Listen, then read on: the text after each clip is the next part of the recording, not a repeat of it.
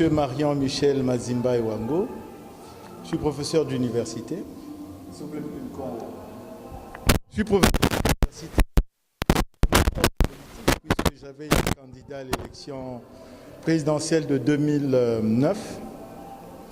J'ai été invité ici par les compatriotes de la diaspora pour parler des enjeux de l'heure. C'est vrai que vous avez dit que vous vous occupiez à l'époque de la sapologie, mais c'est une culture aussi, hein. C'est une culture, hein, la sapologie. Après tout, il y a des gens très importants qui étaient des sapeurs, hein. Camus, les autres. Bon. Si c'était mauvais, je pense que chacun s'exprime tel qu'il peut le faire. Bon, maintenant, c'est très intéressant et c'est là où je voulais en venir.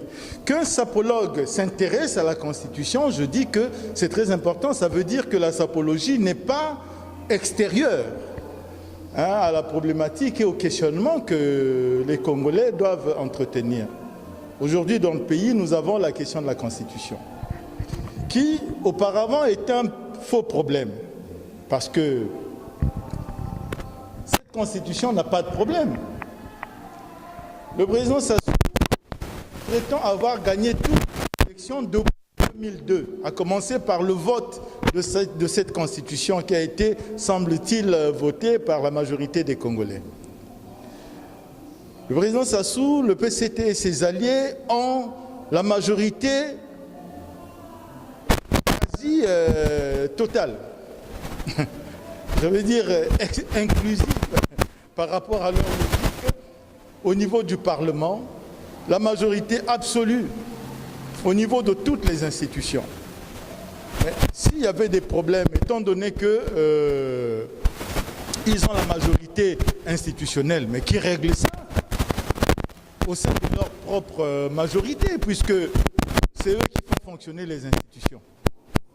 À ma connaissance, ne peut pas porter atteinte au fonctionnement de la Constitution. Donc c'est un faux problème. Qu'à cela ne tienne, puisqu'il en a parlé, nous lui répondons, on dit bon, d'accord, mais vous n'avez pas le droit de changer de constitution. Puisque cette constitution dispose en certains articles qu'il y a la limite d'âge, et vous aurez 73 ans. Il y a la limite de mandat, et vous aurez fait 2 mandats, si nous ne comptons pas le mandat transitoire de 97 à 2002. Donc vous avez fait 5 ans plus 7 ans et vous allez vers de changer la Constitution. Maintenant, tel que c'est présenté aux Congolais, on dit que cette Constitution, on doit la changer parce qu'elle est mauvaise. Mais en ce moment-là, nous avons un problème moral. Si elle est mauvaise, ça veut dire que ceux qui disent que cette Constitution est mauvaise alors que c'est eux les promoteurs de cette Constitution, mais ils doivent aller en prison parce qu'ils nous ont imposé quelque chose en sachant que c'était mauvais. Nous disons que bon, même si c'est mauvais, à partir du moment où dans 18 mois, le président va arriver au terme de son mandat, nous allons supporter cette mauvaise Constitution jusqu'à ce qu'il finisse son mandat. Après, nous allons voir.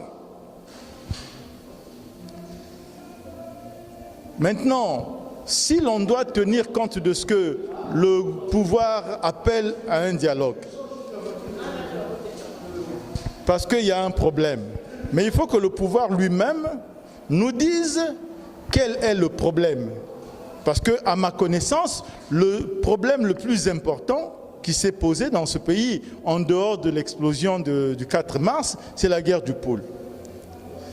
Alors, si le président de la République estime à la fin de son mandat qu'effectivement il a mal géré la question du pôle, parce qu'une région qui est restée en guerre pendant 4 ans, ça veut dire qu'il y a des localités, pendant 4 ans les enfants ne sont pas allés à l'école. Les cultivateurs n'ont pas travaillé, les mamans n'ont pas fait leur champ, etc. Ça veut dire que la structure économique et la structure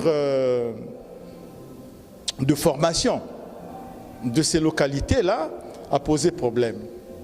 Or, le président vient de faire la municipalisation du pôle. On a construit des maisons.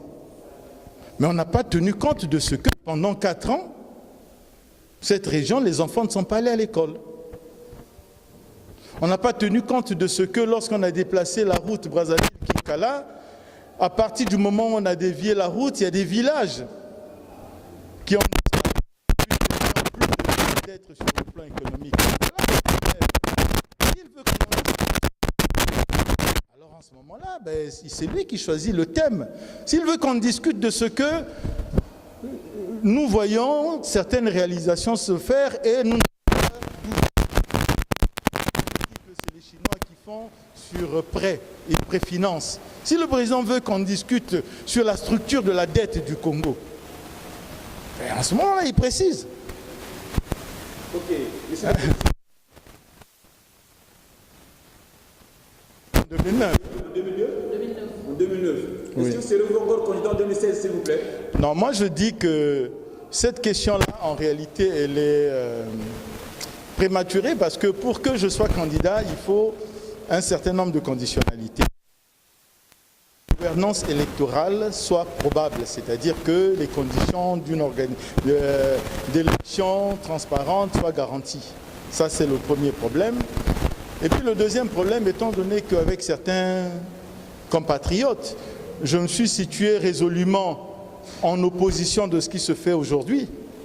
Et je dis que peut-être qu'il faudrait qu'on se mette d'accord pour harmoniser nos projets et voir si ensemble nous ne pouvons pas réparer les dégâts que ce régime va laisser. Maintenant, si vous voulez mon point de vue en tant que technicien, moi je dis que aller aux élections sans avoir fait l'état des lieux de la nation, c'est très difficile parce que celui qui sera élu, qui ne connaît pas la structure de la dette, qui ne connaît pas le niveau réel de l'endettement du pays, et il va se retrouver dans des problèmes graves. Et quand on voit comment les carrières des gens sont surfaites au niveau de l'armée, on a nommé à titre subjectif des généraux, on a nommé à titre subjectif des gens au niveau de tout le système, de tout le circuit financier de l'État, il y a beaucoup de réparations à faire.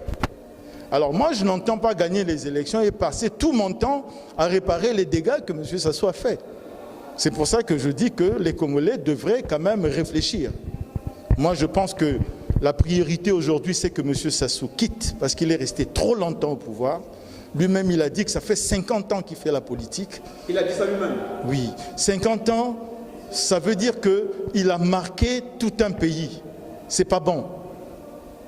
Ça veut dire qu'il façonne la conscience politique d'un pays à son image pendant 50 ans. C'est pas bon.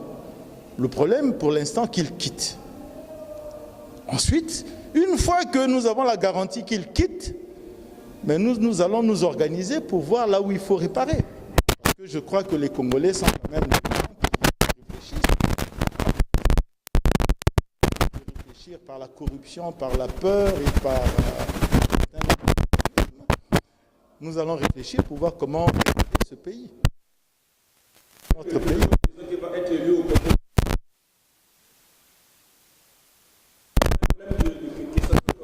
Non, il va rencontrer les problèmes que Milongo a rencontrés. Parce que ce pays est piégé. Moi, je défie même le ministre des Finances de me dire quelle est la structure de la dette au Congo, combien nous devons, à qui nous devons et comment se présente cette dette. Je suis persuadé que lui-même, il ne le sait pas. Parce qu'on voit la SNPC aller emprunter de l'argent, mais la SNPC, c'est une entreprise d'État. J'ai suivi un débat au Parlement, on dit que oui, mais la SNPC a emprunté tant de milliards, et le ministre était surpris. Comme si la SNPC pouvait engager l'État, mais la SNPC c'est une structure, c'est une entreprise. Donc vous avez les dettes que la SNPC contracte. Vous avez des dettes que l'État contracte. Vous avez de l'argent que le président de la République prête aux États étrangers, sans garantie de remboursement. On a vu des présidents défiler et tout. Vous avez la prise en charge des États étrangers comme la RCA par le Congo et tout. Bon, tout ça, le Parlement n'est pas au courant. Vous pensez que si je suis président, je vais passer mon temps à réparer ça? C'est pour ça que je vous parlais des conditionnalités. Ok. Monsieur le professeur, tout à l'heure, j'ai entendu que vous venez tout ce que vous dites de la caméra là. Est-ce que vous avez pas... J'ai failli être étuyé 2 fois. J'ai tiré certains enseignements. Je travaille ici dans un cabinet qui permet de vivre mieux qu'un professeur d'université. S'ils ne veulent pas que je reste au pays, je vais vous rejoindre à la diaspora. Et la lutte va continuer, parce que de toutes les façons, ils finiront par tomber. Ok, merci bien, monsieur le professeur. Merci.